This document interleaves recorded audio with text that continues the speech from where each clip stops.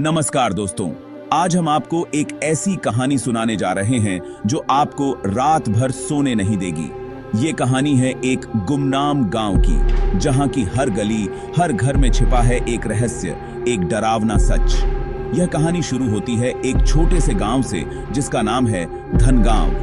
यह गांव शहर से दूर घने जंगलों के बीच बसा हुआ था, लेकिन इस गांव में कुछ ऐसा हुआ जिसने इसे हमेशा के लिए वीरान बना दिया। गांव के लोग कहते हैं कि रात के समय यहाँ अजीब आवाजें आती थीं, कोई हंसी की आवाज तो कभी किसी के रोने की। लेकिन जब कोई बाहर जाकर देखता तो वहां कोई नहीं होता। धीरे धीरे गांव के लोग डरने लगे और एक एक करके वहां से जाने लगे। लेकिन इस गांव में एक परिवार ऐसा था जिसने जाने से इनकार कर दिया। ये परिवार था शर्मा परिवार। शर्मा जी, उनकी पत्नी और उनकी दो बेटियां पलक और शीतल।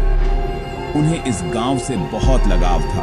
उन्होंने सोचा ये सब अफवाहें हैं और वे अपने घर में सुरक्षित हैं। लेकिन एक रात कुछ ऐसा हुआ जिसने शर्मा परिवार की जिंदगी बदल दी। उस रात शर्मा जी की छोटी बेटी शीतल अपने कमरे में सो रही थी। अचानक उसकी नींद खुली और उसे लगा जैसे कोई उसके कमरे में है। उसने इधर उधर देखा, लेकिन कुछ दिखाई नहीं दिया।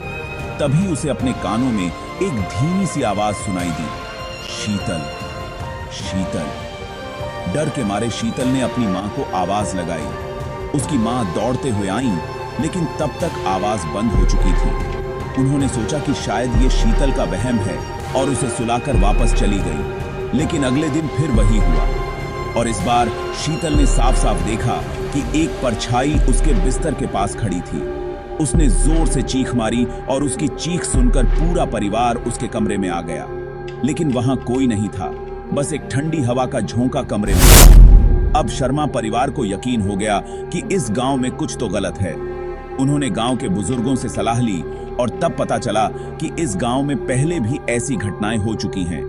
कुछ साल पहले इसी गांव में एक लड़की की मौत हुई थी, लेकिन उसकी आत्मा को शांति नहीं मिली थी। उसी की आत्मा शीतल के पीछे पड़ी थी।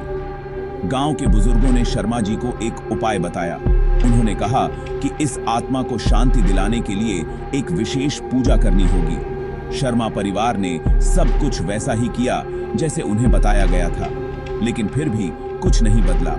एक रात जब पूरा गांव सो रहा था, अचानक शीतल के कमरे से एक जोर की चीख सुनाई दी। जब परिवार के लोग वहां पहुंचे तो उन्होंने देखा कि शीतल बेहोश पड़ी थी और उसके माथे पर एक अजीब सी निशानी थी, जैसे किसी ने उसे छुआ हो। उस घटना के बाद शर्मा परिवार ने फैसला किया कि वे इस गांव को छोड़ देंगे। अगले ही दिन सुबह सुबह वे गांव से चले गए और फिर कभी वापस नहीं आए। कहते हैं कि आज भी अगर आप उस गांव में जाएं तो रात के समय आपको वहां अजीब आवाजें सुनाई देंगी। कोई हंसी की आवाज, कोई रोने की, और शायद कोई आपको शीतल की तरह बुला रहा हो। तो दोस्तों, ये थी धनगांव की भूतिया कहानी। अगर आप इस तरह की और डरावनी कहानियां सुनना चाहते हैं तो हमारे चैनल को सब्सक्राइब करें और इस वीडियो को लाइक करें। और हाँ, कभी कभी हमारे आसपास जो कुछ भी हो रहा है उसे नजरअंदाज न करें। शायद कोई अनदेखी शक्ति आपके साथ हो।